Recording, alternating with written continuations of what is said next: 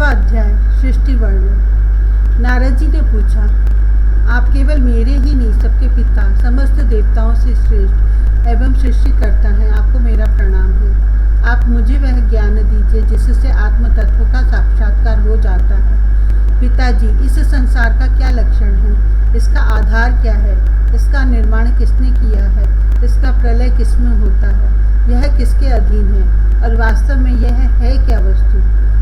आप इसका तत्व बतलाइए। आप तो यह सब कुछ जानते हैं, क्योंकि जो कुछ हुआ है, हो रहा है या होगा, उसके स्वामी आप ही हैं। यह सारा संसार हथेली पर रखे हुए आंवले के समान आपकी ज्ञान दृष्टि के अंतर्गत ही है। पिताजी, आपको यह ज्ञान कहाँ से मिला? आप किसके आधार पर ठहरे हुए हैं? आपका स्वामी कौन है और आपका स्वरूप क्या है?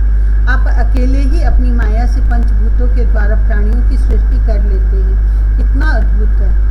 जैसे मकड़ी अनायास ही अपने मुंह से जाला निकालकर उसमें खेलने लगती है, वैसे ही आप अपनी शक्ति के आश्रय से जीवों को अपने में ही उत्पन्न करते हैं और फिर भी आप में कोई विकार नहीं होता। जगत में नाम, रूप और गुणों से जो कुछ जाना जाता है, उसमें मैं ऐसी कोई सत, असत, उत्तम, मध्यम या अधम वस्तु नहीं देखता जो आपके सिवा और किसी से उत्पन्न हुई हो। इस प्रकार सबके ईश्वर होने पर भी आपने एकाग्र चित्त से घोर तपस्या की। इस बात से मुझे मोह के साथ साथ बहुत बड़ी शंका भी हो रही है कि आपसे बड़ा भी कोई है क्या? पिताजी, आप सर्वज्ञ और सर्वेश्वर हैं। जो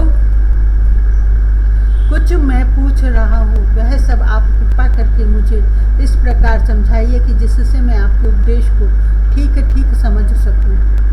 ब्रह्मा जी ने कहा, बेटा नारद, तुमने जीवों के प्रति करुणा के भाव से भरकर यह बहुत ही सुंदर प्रश्न किया है, क्योंकि इससे भगवान के गुणों का वर्णन करने की प्रेरणा मुझे प्राप्त हुई है। तुमने मेरे विषय में जो कुछ कहा है, तुम्हारे वह कथन भी असत्य नहीं है, क्योंकि जब तक मुझसे परे का तत्व जो स्वयं भगवान ही है जान नहीं लिया जाता, तब तक मेरा ऐसा ही प्रभाव प्रतीत होता है।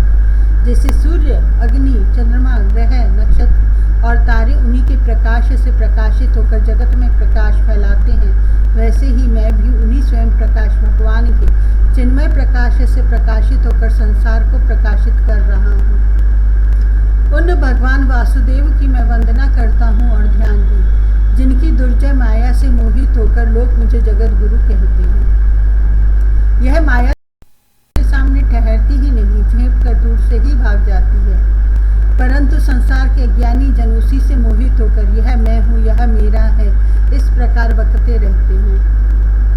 भगवत स्वरूप नारद, द्रव्य, कर्म, काल, स्वभाव और जीव वास्तव में भगवान से भिन्न दूसरी कोई भी वस्तु नहीं है। वेद नारायण के पारायण हैं, वेद नारायण के परायण हैं, देवता भी नारायण के ही अंगों में कल्पित हुए हैं और समस्त यज्ञ भी नारायण की प्रसन्नता के लिए ही हैं, तथा उनसे जिन लोकों की प्राप्ति होती है वे भी नारायण में ही कल्पित हैं। सब प्रकार के योग भी नारायण की प्राप्ति के ही हेतु हैं। सारी तपस्याएं नारायण की ओर ही ले जाने वाली हैं। ज्ञान के द्वारा भी नारायण ही जाने जाते हैं। समस्त साध्य और साधनों का पर्यवसान भगवान नारायण में ही है। वे दृष्टा होने पर भी ईश्वर है, स्वामी है, निर्विकार ही सर्वस्व रूप है। उन्होंने ही मुझे बनाया है और उनकी दृष्टि से ही प्रेरित होकर मैं उनके इच्छानुसार सृष्टि रचना करता हूँ। भगवान माया के गुणों से रहित एवं अनंत है। सृष्टि, स्थिति और प्रलय के लिए रजोगुण, सत्वगुण और तमोगुण, ये 3 गुण माया के द्वारा उनमें स्वीकार किए गए हैं। ये ही तीनों गुण द्रव्य, ज्ञान और क्रिया का आश्रय लेकर मायातीत नित्य मुक्त पुरुष को ही माया में स्थित होने पर कार्य, कारण और कर्तापन के अभिमान से बांध लेते हैं। नारद, इंद्रियातीत भगवान गुणों के इन 3 आवरणों से अपने स्वरूप को भलीभांति ढक लेते हैं, इसलिए लोग उनको नहीं जान पाते। सारे संसार के और मेरे भी एकमात्र स्वामी वे ही हैं। मायापति भगवान ने एक से बहुत होने की इच्छा होने पर अपनी माया से अपने स्वरूप में स्वयं प्राप्त काल, कर्म और स्वभाव को स्वीकार कर लिया। भगवान की शक्ति से ही काल ने तीनों गुणों में क्षोभ उत्पन्न कर दिया। स्वभाव ने उन्हें रूपांतरित कर दिया और कर्म ने महत तत्व को जन्म दिया। रजोगुण और सत्वगुण की वृद्धि होने पर महत तत्व का जो विकार हुआ उससे ज्ञान क्रिया और द्रव्य रूप तमह प्रधान विकार हुआ।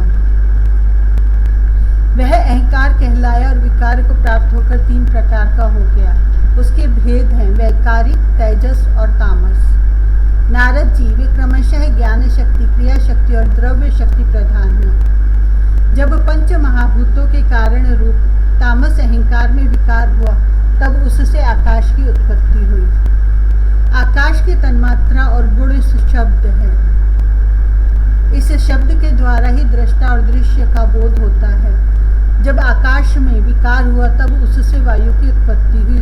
उसका गुण स्पर्श है। अपने कारण का गुण आ जाने से यह शब्द वाला भी है। इंद्रियों में स्फूर्ति, शरीर में जीवनी शक्ति, ओज और बल इसी के रूप हैं।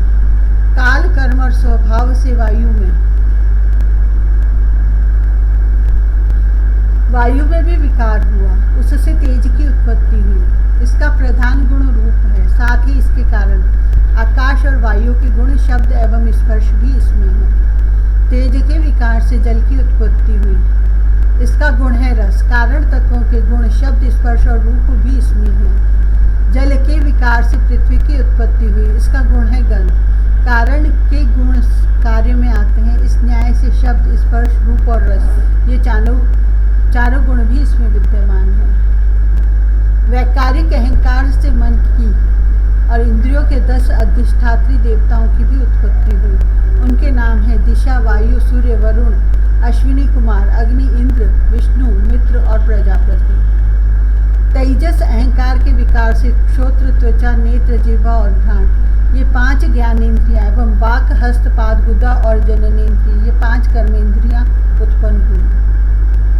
साथ ही ज्ञान शक्ति रूप बुद्धि और क्रिया शक्ति रूप प्राण भी तेजस अहंकार से ही उत्पन्न हुए। श्रेष्ठ ब्रह्मविद जिस समय ये पंचभूत, इंद्रिय, मन और सत्व आदि तीनों गुण परस्पर संगठित नहीं थे तब अपने रहने के लिए भोगों के साधन रूप शरीर की रचना नहीं कर सके थे। जब भगवान ने इन्हें अपनी शक्ति से प्रेरित किया तब वे तत्व परस्पर एक दूसरे के साथ मिल गए और उन्होंने आपस में कार्य कारण भाव स्वीकार करके व्यष्टि समष्टि रूप पिंड और ब्रह्मांड दोनों की रचना की। वह ब्रह्मांड रूप अंडा 1 सहस्र वर्ष तक निर्जीव रूप से जल में पड़ा रहा। फिर काल, कर्म और स्वभाव को स्वीकार करने वाले भगवान ने उसे जीवित कर दिया।